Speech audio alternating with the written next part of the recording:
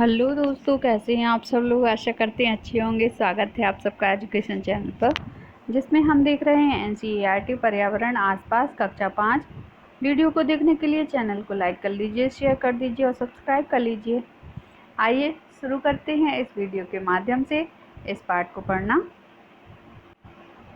पाठ 19, किसानों की कहानी बीज की जुबानी। आइए जानते हैं इस पाठ के माध्यम से कि किसान क्या कहना चाह रहा है। मैं हूँ नन्हा बाजरा। बहुत साल पहले सन 1940 में मुझे लकड़ी के इस सुंदर बक्से में रखा गया था। आज मैं तुम्हें अपनी कहानी सुनाना चाहता हूँ। यह सिर्फ मेरी ही नहीं, मेरे किसान दामजी भाई के परिवार की कहानी भी है। अगर आज ना सुनाई तो शायद फिर कभी ना सुना पाऊँ। मैं जन्मा था गुजरात के बानगाम में। उस साल बाजरे की फसल बहुत अच्छी हुई थी। गांव में त्योहार का माहौल था। हमारा इलाका अनाज, साग सब्जी के लिए बहुत मशहूर था। दामजी भाई हर साल अच्छी फसल के कुछ बीज अगले साल के लिए रखा करते थे। इस तरह हम बीजों का वंश चलता था। सूखी लौकी को मिट्टी से लीपकर उसमें बीजों को रखा जाता था। मगर उस साल दामजी भाई ने हम बीजों को रखने के लिए छोटे छोटे खानों वाला मजबूत लकड़ी का एक सुंदर बक्सा अपने हाथों से बनाया। हमें कीड़ों से बचाने के लिए उसमें नीम की पत्तियां बिछाईं। तब और बीजों के साथ मैं भी यहीं रहने लगा। उस समय दामजी भाई के सभी चचेरे भाई भी उनके साथ रहते थे। गांव वाले एक दूसरे के खेतों में हाथ बटाते। जब नई फसल तैयार हो जाती तो सब साथ साथ त्योहार मनाते। तब के खाने पीने की बात ही अलग थी। सर्दियों में खेत में ही ताज़ी सब्जियां को मसालों के साथ एक मटके में भरते और उसको सील बंद करके कोयले के अंगारों में मटके को उल्टा रखते सब्जी को पकाया जाता। इस पकी सब्जी को कहते उंधायु। गुजराती में उंधायु का मतलब उल्टा। उंधायु के साथ मिट्टी के चूल्हे में पकी बाजरे की रोटियों की सौंधी खुशबू वहाँ। साथ में घर के दूध का मक्खन, दही, जितनी चाहे उतने छाछ, तरह तरह की सब्जियां, अनाज अलग अलग मौसम में उगाई जाती। किसान अपनी ज़रूरत की अनाज सब्जी घर में रखकर बाकी का शहर की दुकानों में बेच देते।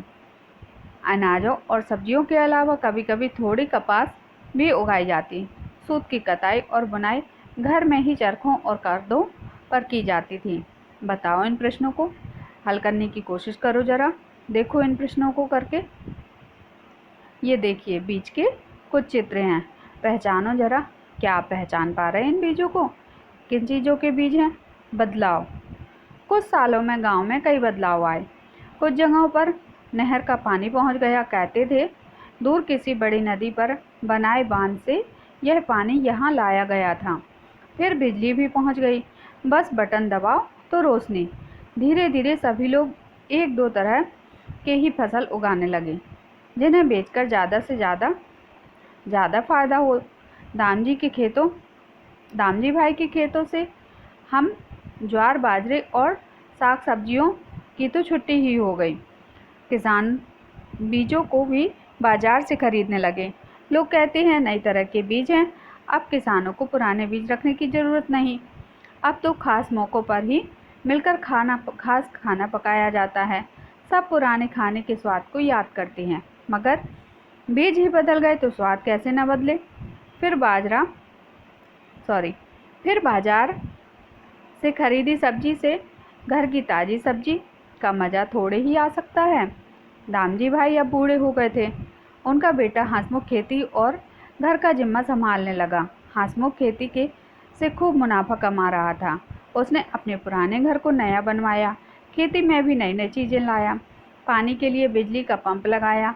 शहर में आने जाने के लिए मोटरसाइकिल खरीद ली और ज़मीन जोतने के लिए ट्रैक्टर।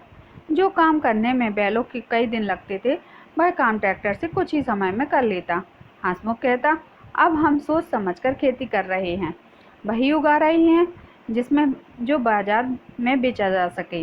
मुनाफे के पैसों से हम अपना जीवन सुधार सकें और ज़्यादा तरक्की कर सकें। मगर बक्से में पड़े हम पुराने बीजों को ऐसी तरक्की पर शक था। हम तो सोचते ही रह गए, यह कैसी तरक्की है। हमारी और बैलों की तो छुट्टी ही हो गई। ट्रैक्टर ने खेत पर काम करने वाले लोगों को बेरोजगार कर दिया। चर्चा करो जरा इन प्रश्नों के बारे में। सोचो जरा। खर्चे पर खर्चा।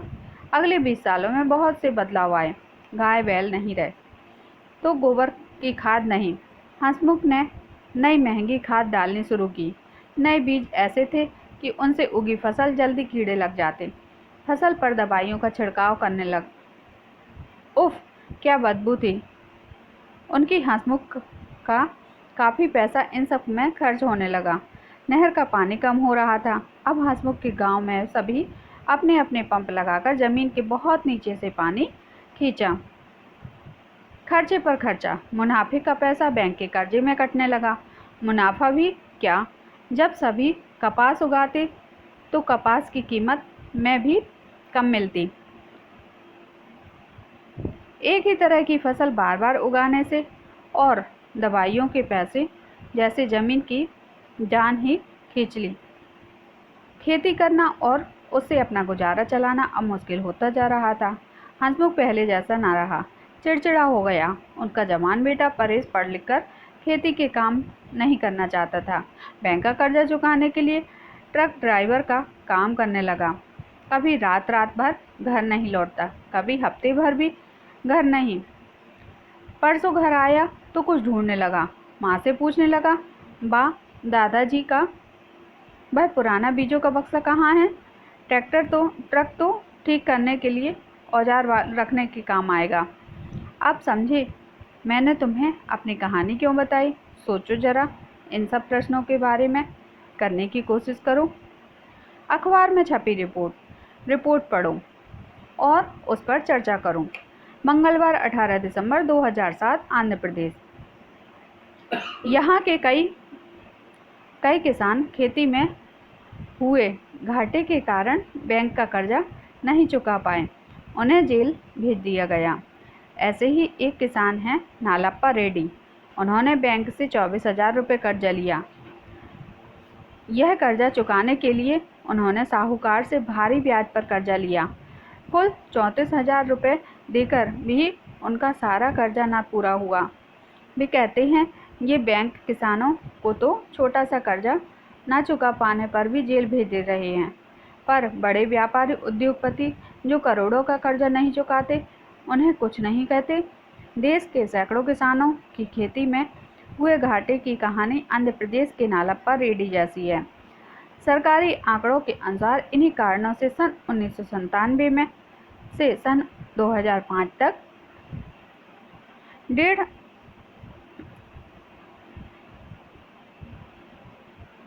लाख किसान अपने जान खुद ले चुके। यह संख्या शायद उससे भी ज़्यादा हो। तो करिए आप इन प्रोजेक्ट कार की मदद से इन प्रश्नों को हल करने की कोशिश कीजिए। देहरी गांव, भास्कर भाई की बाड़ी। हमें दूर से ही नारियल के पेड़ दिख गए। बाप रे, एक नारियल के पेड़ पर कितने सारे नारियल। हमें लगा वे तो ज़रूर बाजार से खरीदे महंगे खाद का इस्तेमाल करते होंगे। पर बाड़ी में घुसते ही हम हैरान रह गए। पूरी ज़मीन पर सूखे पत्ते, खरपतवार और जंगली घास फूस। कुछ पेड़ों की एकाध सूखी साख देखकर लगा तो कीड़ों ने खाया है। बीच बीच में रंग बिरंगे पत्तों वाले पौधे किस लिए? हमने पूछा तो भास्कर भाई ने बताया कि इन पौधों की जड़ें ज़मीन में बहुत अंदर नहीं जाती हैं। जब इनके पत्ते मुरझाने लगते हैं तो वे जान जाते हैं कि बाड़ी के इस भाग में पानी देने की ज़रूरत है। उन्होंने बताया कि वे फैक्ट्री में बनी खाद का इस्तेमाल नहीं करते। उनकी ज़मीन उपजाऊ बनती है। जड़ों, पत्तों, शाखाओं को सड़ने से और केंचुओं से ध्यान से ज़मीन को देखा तो दिखे कितने सारे केंचुए ही केंचुए थे। पूरे फार्म में शायद लाखों होंगे। भास्कर भाई ने बताया कि केंचुए ज़मीन में छेद बनाते हैं जिससे ज़मीन पोली हो जाती है। इन केंचुओं के मल से ज़मीन उपजाऊ बनती है। फिर प्रवीण ने शहर में रहने वाले अपने चचा के बारे में बताया। उन्होंने एक गड्ढा खोदा जिसमें केंचुओं को रखा गया। वे रसोई घर का सारा कचरा, सब्जी, फल, छिलके उस गड्ढे में डाल देते। इस तरह गड्ढे में खाद बनती रहती। कचरे का इस्तेमाल भी हो जाता और बाजार की खाद से ज़्यादा अच्छी और सस्ती खाद मिल जाती। फिर हमने इस फॉर्म में उगे कई फल भी चखे, मज़ा भी आया और एक अलग तरीके की खेती के बारे में जाना हमने। समूह के सदस्य थे प्रफुल्ल, हंसा, कृतिका, चक्की, प्रवीण कक्षा 5 से ही है। प्रोजेक्ट तैयार किया था इन बच्चों ने। बाजरे का बीज का सफ़र खेत से प्लेट तक। चित्रों को देखो और बताओ हर चित्र में क्या दिख रहा है। देखिए ज़रा चित्रों को, कोशिश कीजिए बताने की कि क्या दिख रहा है इन चित्रों में। क्या समझे? हमारे खाने में कई बदलाव आए, ऐसा कैसे कह सकते हैं? बाजरे के बीज की कहानी और बड़ों से मिली जानकारी के आधार पर लिखो। अगर सभी किसान एक ही तरह के बीज बोएं, एक ही तरह की फसल उगाएं तो क्या होगा? खोजो जरा इन प्रश्नों के बारे में, इन प्रश्नों के उत्तर को। हाँ, क्या तुम्हारे घर में रोटियां बनती हैं किस अनाज से? उत्तर है हाँ, मेरे घर में रोटियां बनती हैं। मेरे घर में प्रायः गेहूं की रोटियां बनती हैं। प्रश्न है, क्या तुमने कभी ज्वार बाजरे की रोटी खाई है? तुम्हें कैसी लगी? उत्तर है हाँ, मैंने 2-3 बार ज्वार बाजरे की रोटी खाई है, मुझे बहुत अच्छी लगी। प्रश्न है, तुम्हारे घर में अनाज और दालों को कीड़ों से बचाने के लिए क्या क्या करते हैं? उत्तर है, मेरे घर में अनाज और दालों को कीड़ों से बचाने के लिए उसे समय समय पर धूप से सुखाया जाता है और बंद डिब्बे में रखा जाता है। प्रश्न है, अलग अलग मौसम में खेती से जुड़े त्यौहार कौन कौन से हैं? इनमें से किसी एक त्यौहार के बारे में जानकारी इकट्ठा करो, जैसे त्यौहार के नाम हैं। उत्तर है, चूँकि भारत एक कृषि प्रधान देश है अतः यहाँ खेती से जुड़े कई त्यौहार मनाए जाते हैं, जैसे लोहड़ी, होली, बैसाखी। तो त्यौहार के नाम है, किस मौसम में मनाते हैं? जैसे यह प्रत्येक वर्ष जाड़े के मौसम में 13 फरवरी को मनाया जाता है। लोहड़ी किन राज्यों में मनाया जाता है? यह कई राज्यों में विभिन्न नामों से जाना जाता है, जैसे तमिलनाडु में पोंगल, कर्नाटक में इल्ला इल्ला बिल्ला तथा पंजाब में लोहड़ी के नाम से मनाया जाता है। क्या क्या खाना पकाया जाता है? उत्तर है, अलग अलग राज्यों में अलग अलग तरह के खाना पकाया जाता है, जैसे गुड़ तिल लगभग हर राज्य में खाया जाता है। उस त्यौहार पर को कैसे मनाते हैं? सब मिलकर या अपने अपने घरों में। इसे अलग अलग राज्यों में अलग अलग तरीके से मनाया जाता है, जैसे पंजाब में सभी लोग मिलजुल कर मनाते हैं और कुछ राज्य में इसे केवल परिवार के लोगों के साथ ही मनाते हैं। गुजरात में इस अवसर पर पतंगें उड़ाई जाती हैं। प्रश्न है, अपने घरों में बड़ों से पूछो, क्या खाने की कुछ चीज़ें हैं जो उनके ज़माने में बनाई जाती थी पर अब नहीं बनाई जाती हैं? उत्तर है हाँ, मेरी माँ ने बताया कि उनके ज़माने में तिल तथा कुटे हुए चावल से मिलाकर लड्डू बनाए जाते थे, जो काफ़ी स्वादिष्ट हुआ करते थे, परंतु आज तो लोग बाजार से केवल गज्जक ही खाते हैं। प्रश्न है, तुम्हारे इलाके में कौन कौन से अनाज और साग सब्जी उगाई जाती हैं? क्या तुम्हारे इलाके में कोई ऐसी चीज़ उगाई जाती है जो दूर दूर तक मशहूर हो? उत्तर है, कई तरह के अनाज और साग सब्जी हमारे इलाके में उगाई जाती हैं, जैसे गेहूँ, मक्का, धान, आलू, आम, लीची। इनमें से लीची और आम दूर दूर तक मशहूर है। प्रश्न है, क्या इन अनाजों की पहचान कर सकते हो? उत्तर है हाँ, पहचान सकता हूँ। मक्का, सरसों, गेहूँ, बाजरा। प्रश्न है, बाजरे के बीज ने दामजी भाई की खेती और हंसमुख की खेती में सिंचाई, जमीन जोतना इत्यादि क्या क्या अंतर देखे? उत्तर है, दामजी भाई तथा हंसमुख अलग अलग तरीके से खेती करते थे। दामजी भाई ने खेती के परंपरागत तरीकों को अपनाते थे। वे अपने खेतों की जुताई हल बैलों से करते थे और उसमें पूर्व से जमा किए गए अनाज के बीजों के रूप में इस्तेमाल किया करते थे। उसके ठीक विपरीत हंसमुख ने खेती की आधुनिक तकनीकों को अपनाया।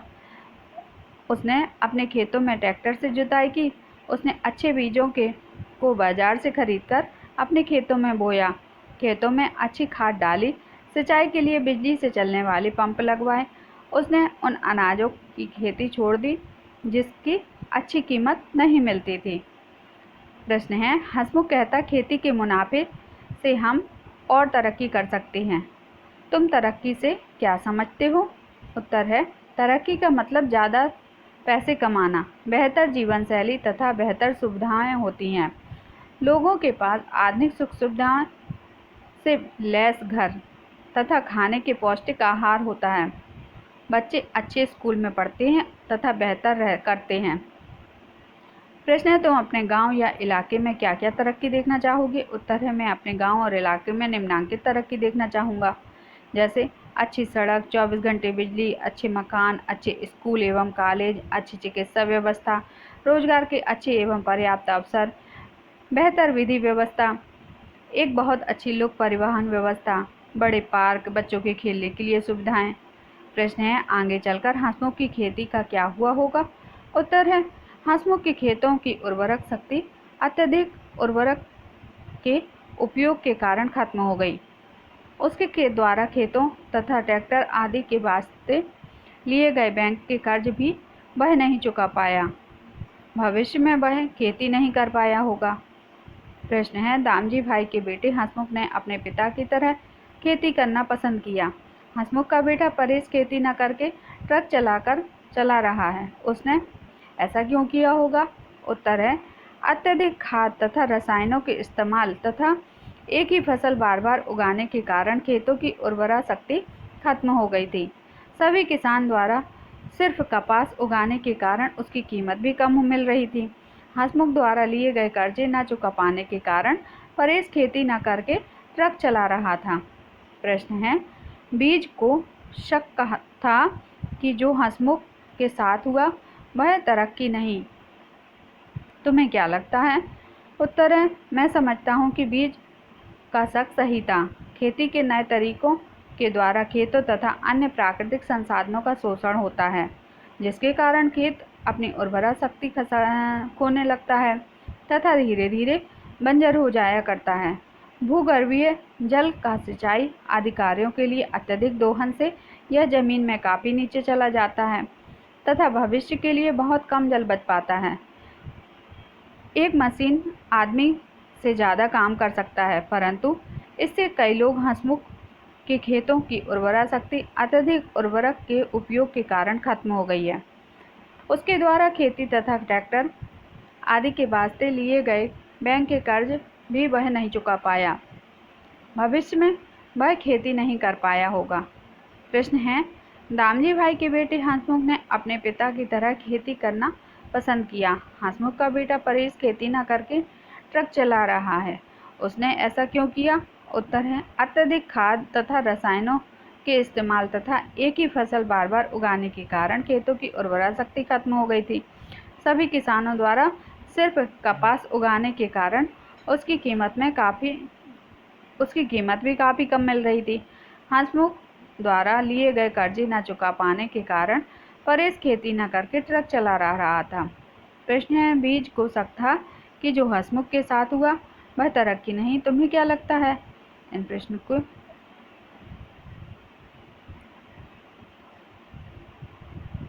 कर चुके हैं अभी। प्रश्न है, क्या तुम्हारे आसपास कुछ ऐसे बदलाव हुए जिन्हें तरक्की मानने में कुछ दिक्कतें भी हैं क्या? उत्तर है, बहुत सारे बदलाव रहते हैं जिन्हें तरक्की कह सकते हैं, पर वास्तव में उससे नुकसान भी बहुत ज़्यादा होते हैं।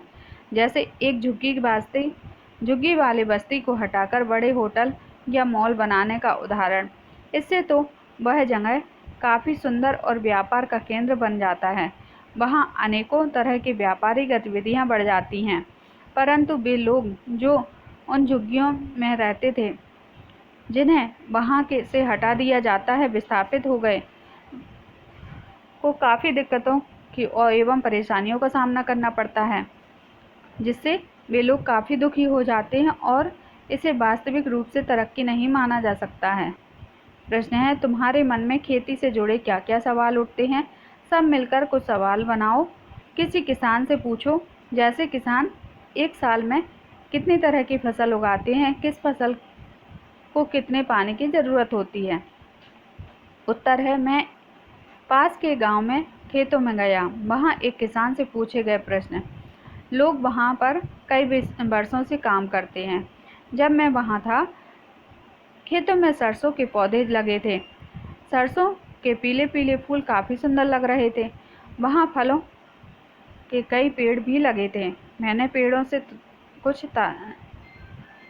तोड़कर कुछ ताज़े अमरूद खाए। फार्म हाउस पर जाना मुझे बहुत अच्छा लगा।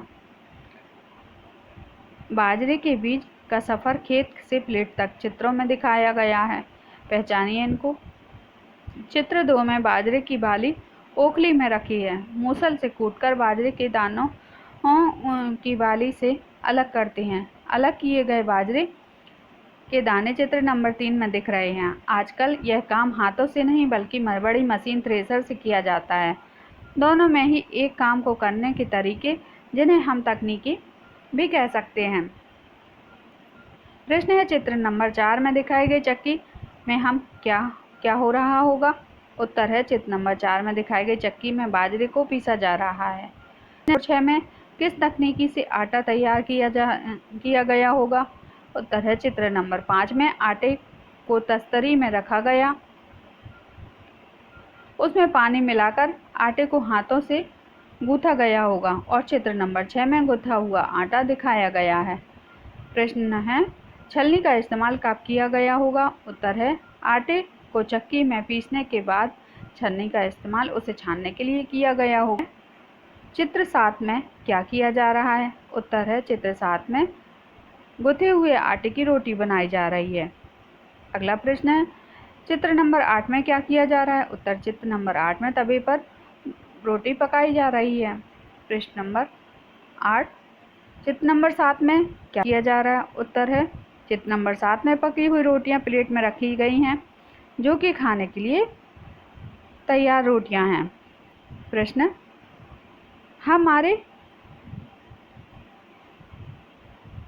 हमारे खाने में कई बदलाव आए, ऐसा कैसे कह सकते हैं? बाजरे के बीज की कहानी और बड़ों से मिली जानकारी के आधार पर लिखो।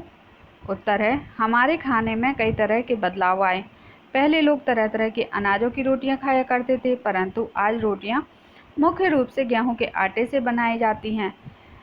मेरी माँ बताती है कि पहले आटे के लिए गेहूं के दानों से गंदगी हाथों से चुन चुन कर निकाली जाती थी।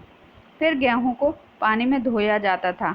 धोने के बाद उसे धूप में सुखाया जाता था। गेहूं को सुखाने के बाद उसे चक्की पर ले जाया जाता था, जहां गेहूं को पीसकर आटा बनाया जाता। कम गेहूं को पीसने के लिए दादी माँ लोग घर पर ही चक्की में उसे पीस लिया करती थी, परंतु आज पिसा हुआ गेहूं का आटा पैकेटों में उपलब्ध है। प्रायः सभी घरों में पैकेट में बंद आटा ही खरीदा जाता है। मैं एक बार गेहूं के दानों को देखकर पहचान नहीं सका कि यह गेहूं के दाने हैं। हालांकि मैंने गेहूं के दानों की फोटो को देखा है। मैं यह जानकर भी हैरान हो गया कि चावल दरअसल धान से प्राप्त किए जाते हैं। हम में से बहुत सारे लोग आज बने बनाए इंस्टेंट खाना जैसे नूडल्स, पास्ता, ब्रेड आदि पसंद करने लगे हैं। मैं समझता हूँ कुछ सालों बाद परंपरागत भोजन बनाना ही भूल जाएंगे। प्रश्न है, अगर सभी किसान एक ही तरह के बीज बोएं, एक ही तरह की फसल उगाएं तो क्या होगा? उत्तर है, यदि सभी किसान एक ही तरह के बीज बोने लगे तथा एक ही तरह की फसल उगाने लगे तो स्थिति बहुत ही मुश्किल भरी हो जाएगी। इससे हम लोगों की तरह तरह की चीज़ें खाने को नहीं मिलेंगी। हम लोग एक ही तरह की चीज़ खाकर थक जाएंगे। चूँकि भोजन जिंदगी की मुख्य आवश्यकताओं में से एक है, इसलिए यदि ऐसी स्थिति हुई तो दुनिया बेस्वाद हो जाएगी। तो जाना हमने इस पाठ के माध्यम से बीज की कहानी के बारे में। आशा करते हैं आपको यह वीडियो पसंद आई होगी। यहाँ इस वीडियो को समाप्त करते हैं। आगे की वीडियो में नई जानकारी के साथ फिर आएंगे। धन्यवाद।